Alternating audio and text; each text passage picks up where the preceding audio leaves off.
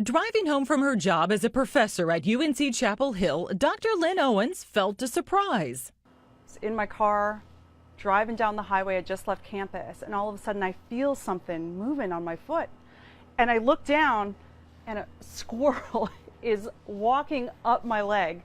And so, I had this moment of initial shock, like, oh my God, how did a squirrel get here? But then I was going, 75 on the highway. So I was just trying to keep cool, and it just relaxed on my lap like it was a cushion or something. So I just kept driving with the squirrel there.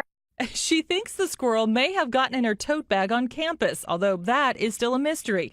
And since he came from campus, Owens wanted to take him back there.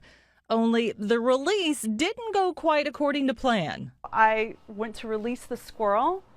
The squirrel just sort of sat there and looked at me and then spun around a little bit frantically and ran right back up my leg like I'm its mama or something.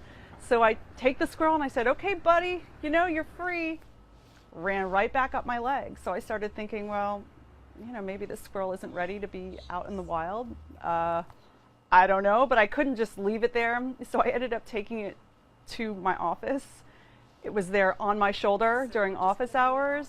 And suddenly, Owens was the most popular person on campus. I had more students come to office hours than, probably all of last semester combined. They were begging me to keep it too.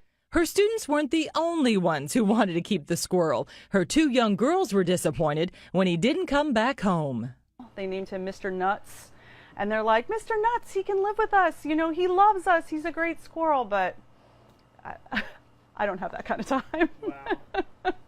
Instead, Owens took the squirrel to a rehab center where he'll be bottle fed and meet other orphan squirrels. It's been a wild 24 hours, but I'm happy. I think it's a happy ending for the squirrel.